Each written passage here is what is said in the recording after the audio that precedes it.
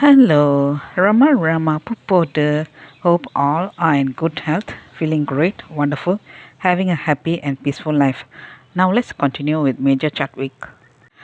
If the teachings of the Buddha, Jesus Christ, and Sri Ramakrishna were not recorded by the chosen devotees and disciples, how could we have known them?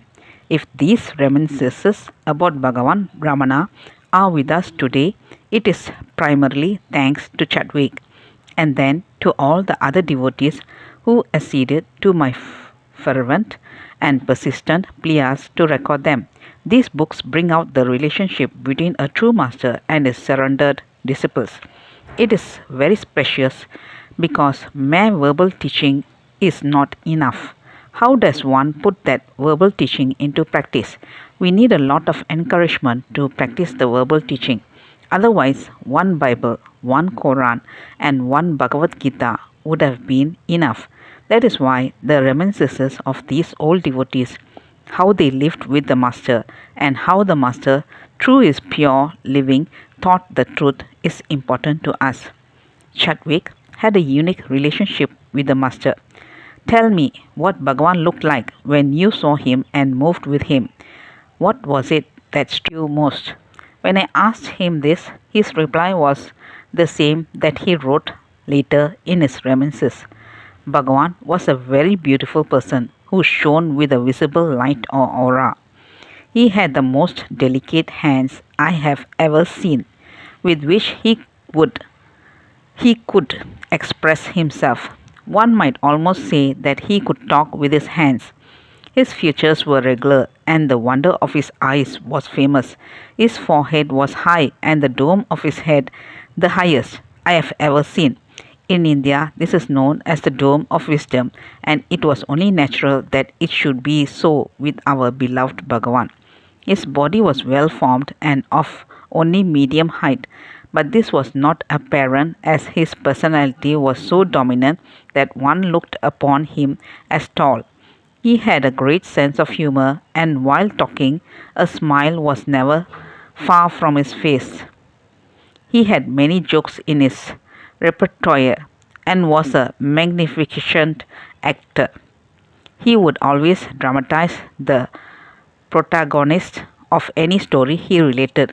When people came to him with their family stories, he would laugh with the happy and at times shed tears with the bereaved. In this way, he seemed to reciprocate the emotions of others always.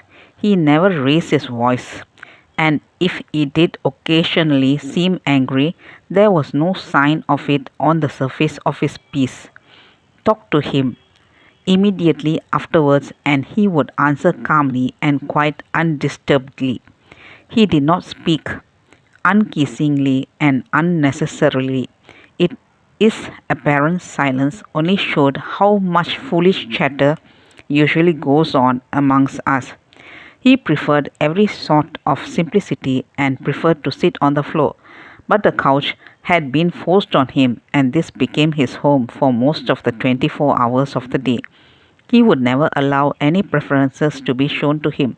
He would wander out on the hill a few times a day, and if any attachment to anything on earth could be said of him, it was surely an attachment to the hill. He loved it and said it was God Himself. Chadwick moved closely with Bhagavan. He did not take any action, simple, small, or big, without consulting Bhagavan. Although Bhagavan never approved or disapproved verbally, all the old devotees of Bhagavan could tell from Bhagavan's expression what his response was. If he approved, he would nod his head. If he disapproved, he would go into his royal silence. Once, Chadwick had a bad toothache. In those days, Pondicherry was the closest town where one could find a good dentist. He went and told Bhagavan, Bhagavan, I have a very bad toothache. May I go to Pondicherry to have a dentist treat it? There was that royal silence, and Chadwick did not go. Within 3 days, his toothache miraculously disappeared. He told me one should always be in tune with the Master. His answer is there.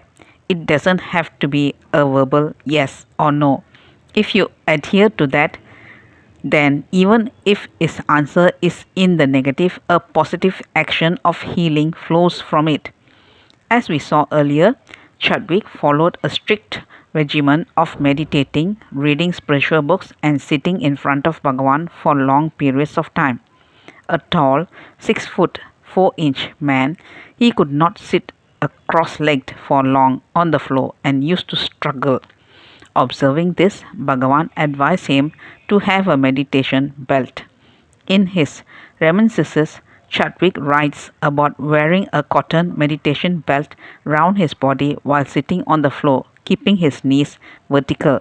With it, he didn't have to recline on the wall or stretch his legs. He could sit for hours on the floor without any problem.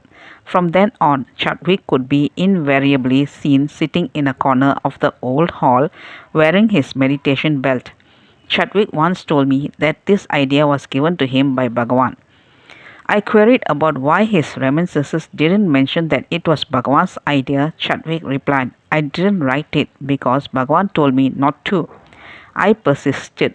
At least you could have left a hint that Bhagavan gave it to you. That way, we would have had a glimpse without you directly disobeying him. He replied, I have left a hint. Read it carefully. On close reading, I discovered that Bhagavan had told Chadwick about how his father had used a similar belt. Though his father used it rarely, Bhagavan remembered it on seeing Chadwick struggle to sit on the floor and advised him appropriately. How meticulously Bhagavan looked after Chadwick's physical and spiritual needs. There is another incident told to me by Cohen that Chadwick had not written about in his book. The person who was attending to English correspondence in the ashram office had to go away. Helpless and not knowing what else to do, my grandfather Chinnaswamy called Chadwick and requested him to come to the office and take care of the English correspondence. Chadwick refused and went to his room, but his conscience started pricking him. All of them, particularly Chinnaswamy, have helped me a lot, but when he needed a little help from me, I refused. When Cohen came in the evening, Chadwick told him about his dilemma. Cohen suggested that he go to Bhagavan and get his advice. On hearing about Chadwick's dilemma, Bhagavan kept silent for some time. Then he turned to Cohen and said, Chadwick is doing Bhagavan greater service by meditating. Many seekers, as their meditation progresses, experience an intense and inexplicable fear. This happened to Chadwick too. He went to Bhagavan and told him about it. Bhagavan reassured him. The fear is not for you. The fear is created by the ego, and the ego has to face this fear. Ask who is facing this fear. When you ask this, the fear will drop off. The ego will bring in, particularly in meditation, many obstacles. Whatever the nature of the obstacle, immediately ask, who am I? To whom is this trouble? To whom is this problem? It will immediately drop. And in raising this question, who am I? If you notice the silence instead of looking for an answer, this silence will dispense with the ego instantly. Chadwick's ripeness was such that at the very moment he listened to Bhagavan, he got completely rid of the fear. He never had fear in his meditation again. Once Chadwick was reading a book in which it was declared that one look of grace from the Guru was enough to get liberation. Chadwick had a doubt. If one look can give liberation to anyone, then why is everyone not liberated? He went to Bhagavan and started telling him, Bhagavan, this is what the scriptures say. Not allowing him to go any further, Bhagavan uttered 3 words, coal, charcoal, gunpowder. Puzzled, Chadwick asked, Bhagavan, what do you mean by that? Bhagavan replied, the look of grace of the Guru is always there and has the same power all the time. But to receive it, the seeker has to have the same intensity and be in the same wavelength. That is why seekers are said to be like coal, charcoal, or gunpowder. Coal takes a long time to ignite. Charcoal takes less time, and gunpowder ignites instantly. So, some seekers get it instantly, some seekers take more time, and those seekers who do not listen to the teaching of the Master and practice it take a long, long time. When Bhagavan told Chadwick, "Ask, who am I?" when the fear comes and the fear will go. At that very instant, Chadwick put it into practice, and the fear was gone forever, like gunpowder. Indeed, was Bhagavan's military discipline. Major Chadwick. Knowing that Chadwick was very interested in reading spiritual books, Bhagavan asked Munagala Venkataramaya to translate traditional texts like Kaivalya Navanidam, Tirupura Rahasya, and Advaita Bodha Deepika into English. Once the translation was done, Chadwick would have had them typed and sent to a binder. He knew with instructions to have 2 copies of each book bound with black leather cloth. He would give 1 copy to Bhagavan and keep one for himself. Bhagavan kept these copies in his mobile library. Whenever serious seekers who did not know Sanskrit or Tamil, like Dr. Miss Mudson, Uma Devi of Poland, W.Y. Evans, Wentz, and Maurice Friedman came, he would hand these out to them. It was because of Chadwick's interest and Bhagavan's compassion for him that these translations happened. Chadwick also used to have a lot of fun with Bhagavan. In those days, there were no ceiling fans in the old hall. Instead, there was a punkah, a manually operated Indian ceiling fan made of a long, stout wooden stick attached to an equally long stripe of cloth. When the rope hanging from it was pulled, the punkah would move to and fro, sending down a pleasant breeze. In the old hall, the punkah's rope hung down behind Bhagavan's sofa. One day, when no one was in the hall, Chadwick somehow folded his 6 foot 4 inch frame and hid himself behind the sofa. Then, when Bhagavan came in and sat on the sofa, he steadily started pulling the punkah. Bhagavan was surprised because there was nobody in the hall, but the punkah was moving with full speed. Since Bhagavan could only turn around very slowly, by the time he tried to find out who was pulling it, Chadwick would stop pulling the punkah and hide. Seeing nobody, when Bhagavan turned away, Chadwick would again resume pulling the punkah. This happened a few times until finally Bhagavan called out, "Chadwick, I know you are there." Bhagavan shared many of the secrets of the holy hill with Chadwick. Once, while they were in the hall, he addressed Chadwick. "Chadwick, when I was going around the hill, I was suddenly transported into the hill. I saw many cities, waterfalls, rivers, temples, and people there. These people who are here now were there. And hey, Chadwick, you were also there."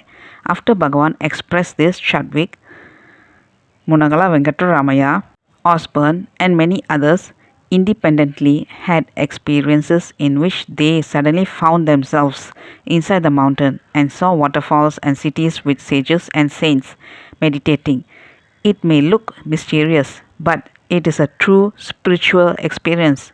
The I am that we have to awaken to is the same I am which is inside the hill.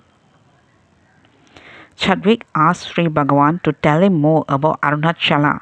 Bhagavan told Chadwick about how he had roamed over the hill so much that not an inch of space on the hill was untouched by his feet. Bhagavan then narrated to him what happened once when he was roaming about the hill during his stay at Pachayaman temple, situated in the forest at the foot of the hill. On that day, Bhagavan happened to look up and saw a huge banyan tree on top of a steep cliff. It struck him as possibly being the mythological tree under which Lord Dakshinamurti sat as Arunagiri yogi. Bhagavan wanted to climb up towards it. On the way, his leg accidentally disturbed a hornet's nest on a bush and was stung badly by the nest's now angry occupants. Bhagavan said that everything he saw suddenly disappeared. He returned to the temple with a swollen left leg. Later on, Bhagavan warned devotees not to attempt to climb to that banyan tree.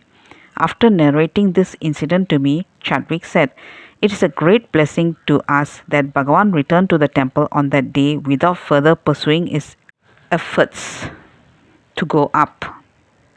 Otherwise, we would have lost our Bhagavan on that day itself, for Bhagavan is Arunachala himself, and he would have merged with Arunagiri Yogi, just as the light from Bhagavan's body travelled up to the hilltop and merged with it when he dropped his body on April 14, 1950. That's all, folks. Let's continue in the next chapter. Thank you. Bye bye. Rama Rama Pupotu.